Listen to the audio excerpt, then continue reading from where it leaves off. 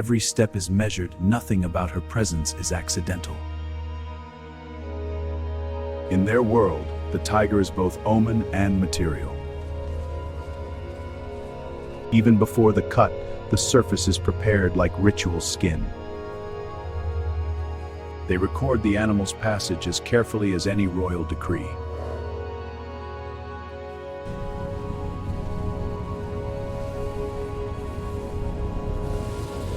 The craft begins with permission, asked in smoke, sand, and silence. Purity is engineered: heat, resin, and a controlled breath of smoke.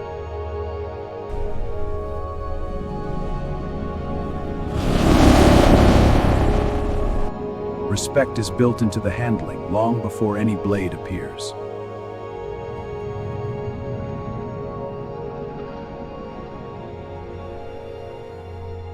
Weight matters. Every transfer risks damage to the hide.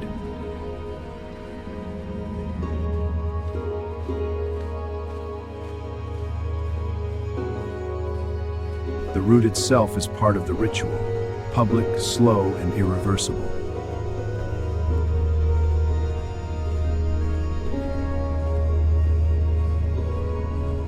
They seal the space to control what happens next.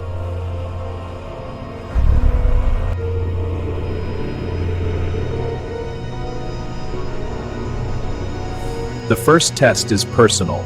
Can the handler stay steady under smoke?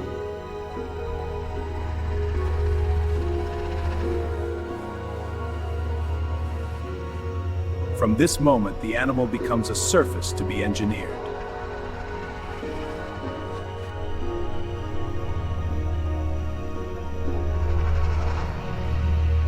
The room holds its breath, waiting for the first practical cut.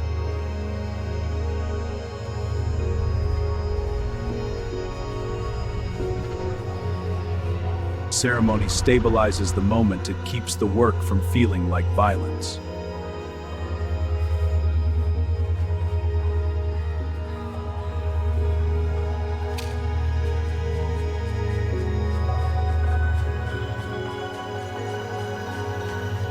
The slab is cold stone. It forces the work to stay honest.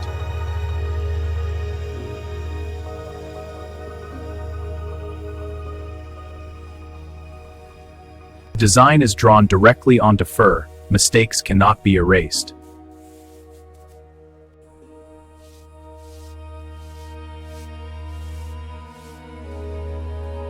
They inspect the hide like a map. Every stripe must land correctly.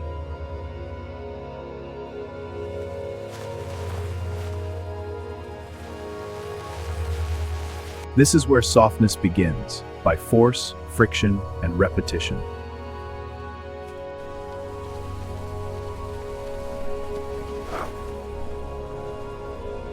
Salt locks time in place. It stops decay before the dye begins.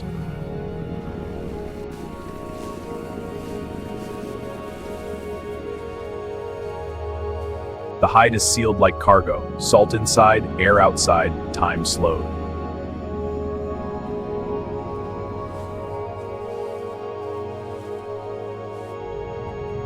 This syrupy agent coats every fiber, forcing preservation into the hide's depth.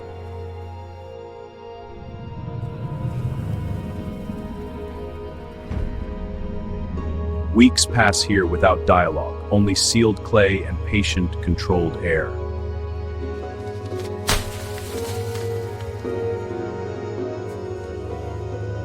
After the jar, the hide feels different, stiffer, quieter, and ready for washing.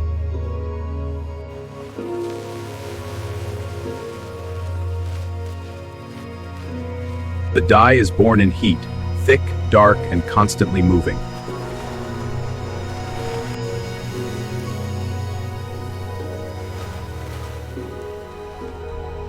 Agitation drives color in. Uneven stirring leaves permanent scars.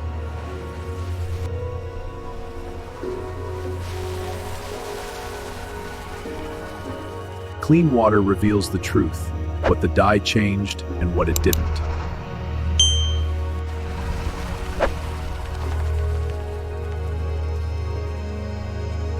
Drying is geometry. attention, alignment, and patience under sun.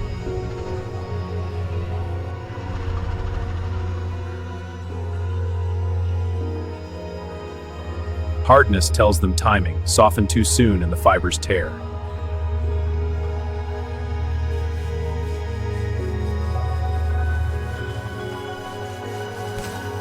Oil returns flexibility, but too much turns fur heavy and dull.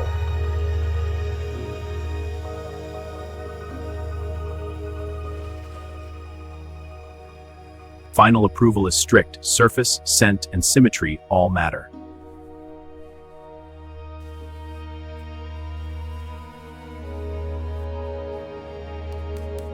Finishing is subtle. The goal is uniform shine without flattening the fur.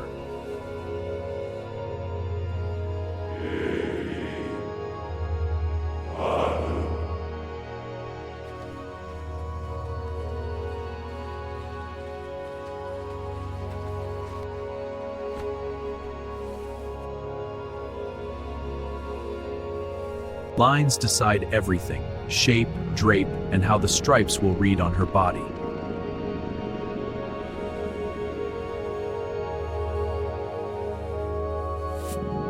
Teamwork keeps tension equal. Uneven pull ruins the seam before stitching.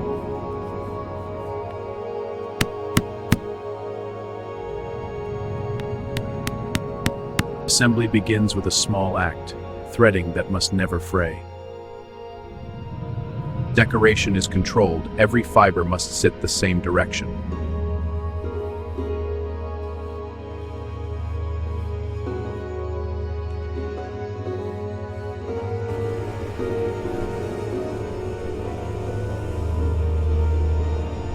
Folding preserves the pattern. Stripes must remain continuous even in storage.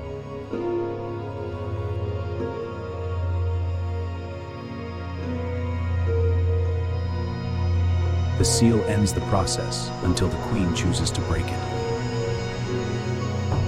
The sealed chest moves like a law, untouchable, watched, and heavy. Before she arrives, everyone rehearses silence with their bodies.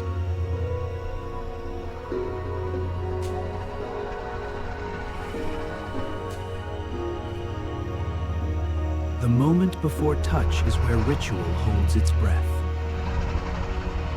The seal breaks once, then everything after is irreversible.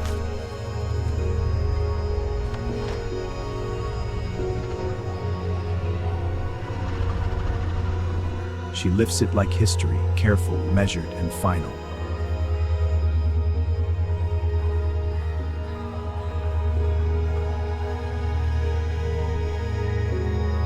This is the exact second the ruler becomes an icon.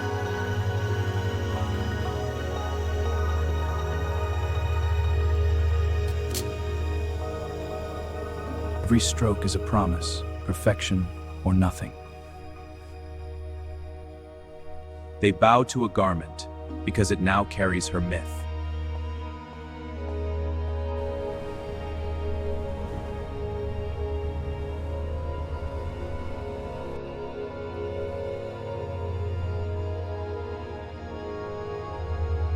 Even after completion, she seals it again, so it stays sacred.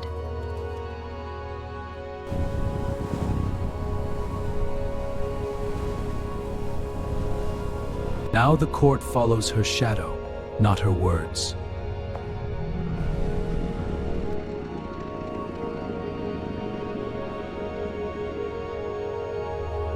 A thousand bodies confirm one message: she is untouchable.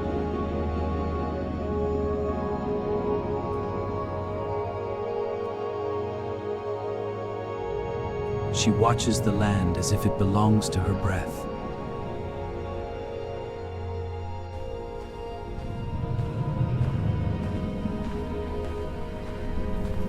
Fire is her signature, bright enough to make witnesses remember.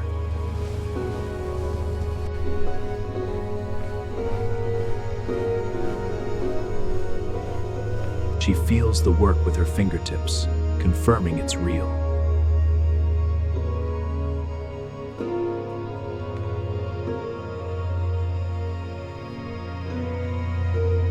When she sits, the room finally understands who it serves.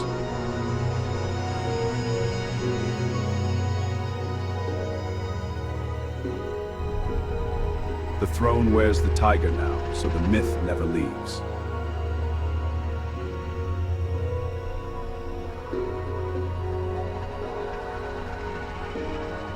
Even maintenance becomes ceremony when power is watching.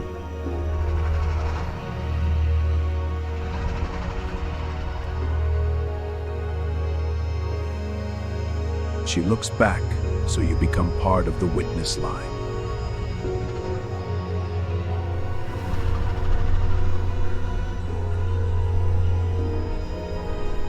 She leaves the temple carrying the work as a public warning. This is repeated on purpose, so the image stays permanent.